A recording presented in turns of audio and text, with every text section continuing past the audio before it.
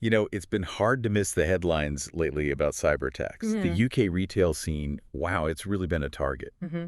We're seeing major names like M&S, Co-op, Harrods, all facing some pretty serious disruptions. Yeah, it really makes you stop and think. Definitely. Yeah. Makes you consider the potential for that kind of thing landing, right here in the U.S. Absolutely. And what's particularly interesting about these UK incidents is the group believed to be behind them, a cybercriminal collective called Scattered Spider. Scattered Spider. Okay. They go by a few other names too: UNC 3944, Zero Catopus, Scatter Swine, Muddled Libra, a whole bunch. And they're increasingly linked to this DragonForce ransomware. Right. And actually, this deep dive is brought to you by Stonefly. They're leaders in enterprise storage, backup and disaster recovery, AI storage, and cloud solutions. Ah, good to know. So if you're looking for, secure ransomware-proof storage, Stonefly has air-gapped and immutable options. You can contact sales at stonefly.com to schedule a demo. Okay, good stuff. So our mission today is really to dig into what actually happened over there in the UK. We need to understand how these attacks played out. Yeah, the mechanics of it. Exactly. What the consequences have been, and maybe most importantly, what lessons can we draw from this, especially if, you're concerned about data security, keeping your business running smoothly. Let's start with the specifics then. M&S, Co-op, Harrods. These aren't exactly small corner shops. Not at all. Household names. And it sounds like the impact, well, it varied quite a bit between them. It did. And the tactics linked to Scattered Spider seem key, especially the social engineering side leading up to the DragonForce ransomware attempts. Okay, so M&S. Yeah. They really seemed to take a massive hit, didn't they? Oh, yeah. Significant disruption. Contactless payments down. Online ordering affected. I heard warehouse workers were even told to stay home. That's right. And worryingly, customer and staff data was stolen. Things like phone numbers, home addresses, dates of birth. Oof. Thankfully, no payment details or passwords, they say. That's Still bad. And the stock market value took a hit. They're still recovering. Sounds incredibly costly. Something like £43 million a week. That's the estimate. Yeah, just an immense level of disruption. Co-op, though, interestingly, seems like they reacted really fast. How so? They basically disconnected their systems. One report even quoted the attackers kind of frustratedly saying Co-op yanked their own plug. Wow. So they cut themselves off to stop the spread. Seems like it. It looks like that prevented a full ransomware encryption. They still had problems, mind you, sales losses, logistics issues. And data was still stolen there too, right? Customer data? Yeah, current and former members' data was compromised, unfortunately. But they seem to be getting back on their feet quicker. Shelves back to normal soon, they hope. But rebuilding that trust after a data breach, that's always tough. Always the long game. And Harrods. Sounds like they dodged the worst of it. Yeah, it looks like they clamped down on internet access pretty quickly after spotting an attempted infiltration. Yeah. Rapid response seems to have been absolutely key there. Absolutely. And it's kind of telling hearing the hackers' side, which apparently got out. They weren't happy that Co-op's quick action stopped the ransomware. Huh. You almost have to admire the quick thinking, even if the hackers don't. Right. Cyber experts mostly agree Co-op's move, taking systems offline, was, the sensible thing to avoid much longer, worse disruption. It really highlights the pressure, the split-second decisions you have to make in these situations. Totally. High-stakes stuff. So this group, Scattered Spider, who exactly are they? They sound, well, pretty effective. They are. They're seen as a financially motivated group, a collective, mostly English-speaking. They've been linked to a lot of big breaches, Okay. often tied to this broader online subculture, sometimes called the comm or the community. And what's really striking, maybe a bit surprising, is the age. Many members are apparently quite young, teenagers, people in their early 20s. They often use platforms like Telegram and Discord to coordinate. That's unexpected. Yeah. So their main weapon isn't super complex hacking tools, but more about tricking people. Precisely. Social engineering is their bread and butter. Think impersonating the IT help desk to coax out login details. Right. Or that MFA fatigue thing, just hammering users with multi-factor authentication prompts, hoping they'll slip up and approve one. Bush bombing, they call it. Yeah, I've heard of that. Annoying, but clearly effective sometimes. And SIM swapping, too. Tricking mobile carriers to get control of a phone number to intercept those SMS codes. And good old phishing over the phone is still in their playbook. So even with things like MFA in place, They're exploiting the human weak link. Exactly. And their methods are getting more sophisticated on that front, too. They're using advanced phishing techniques. Like what? Things like ATM phishing attacker in the middle. It's clever, really. They set up these fake login pages Okay. that don't just steal your password, but they also grab the session cookie after you log in successfully. That lets them bypass MFA entirely sometimes. Wow, okay. That's sneaky. Very. And they change the website addresses constantly, use custom subdomains to look legit, and even use commercial toolkits like EvilJinx to make the attacks harder to spot. And they're going after cloud services, too, like SaaS applications. Oh, absolutely. They target software as a service platforms, cloud infrastructure, think Okta, Microsoft Entra. They abuse things like OAuth and single sign-on. So get one credential, potentially get access to a lot more. That's the idea. And while social engineering gets them in the door, they do deploy ransomware.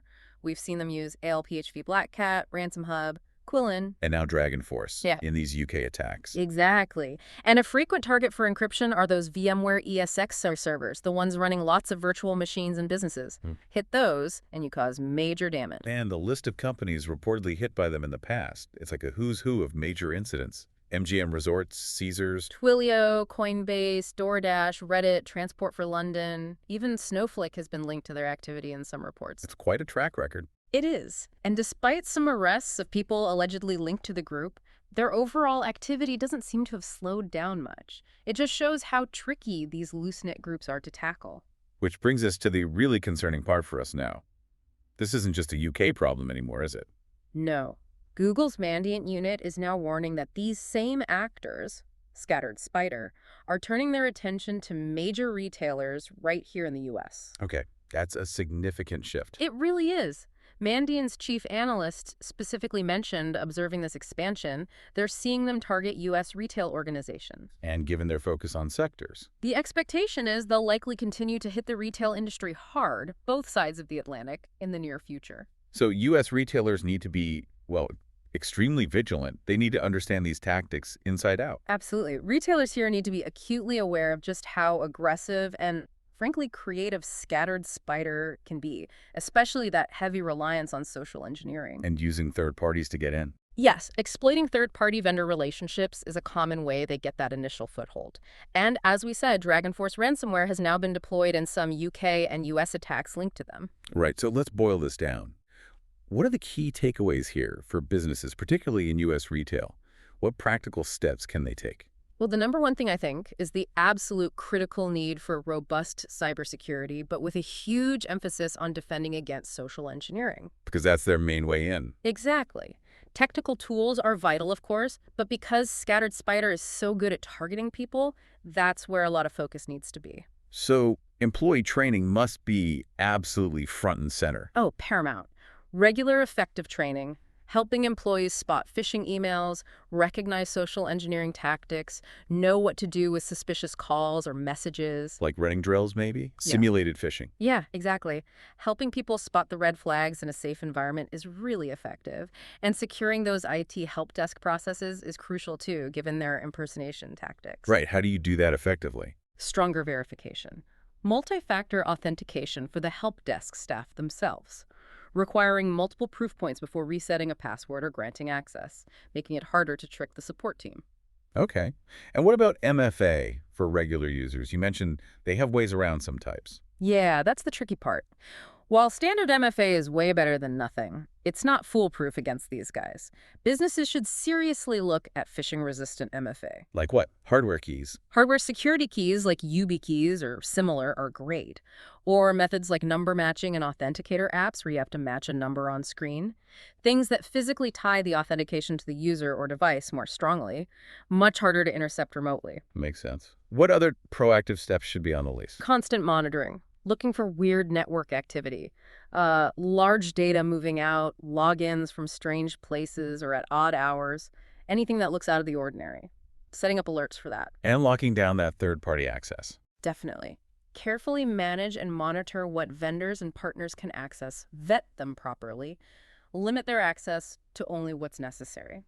That's a common entry point, as we said. And just having a plan for when, the worst happens. Absolutely essential. A clear, well-rehearsed incident response plan. Who does what? How do you communicate? How do you contain the damage? How do you recover? You need to test that plan regularly. Like a fire drill, but for a cyber attack. Pretty much. And don't forget the basics. Patching systems promptly, good endpoint security on all devices, and crucially, having offline tested backups. Cyber hygiene 101, but it's still fundamental. It really sounds like Scattered Spider is a moving target. They keep changing, adapting their methods. They absolutely are. Their TTPs, tactics, techniques, and procedures are constantly evolving. They understand cloud environments, they use modern phishing tricks, they work hard to evade detection. It just means organizations have to stay vigilant, keep learning, and keep adapting their defenses. This is definitely a major wake-up call for the U.S. retail sector if they weren't already awake. The threat from Scattered Spider, combined with ransomware like DragonForce, it's incredibly real. The potential for massive disruption, data theft, it's huge. It just seems crystal clear that taking proactive steps, strengthening those defenses now, is non-negotiable for retailers. Agreed.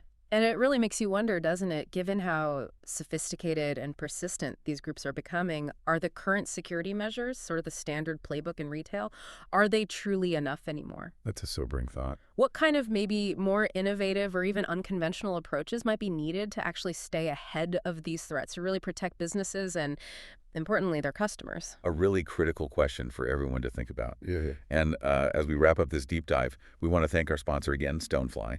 Leaders in enterprise storage, backup and disaster recovery, AI storage, and cloud solutions.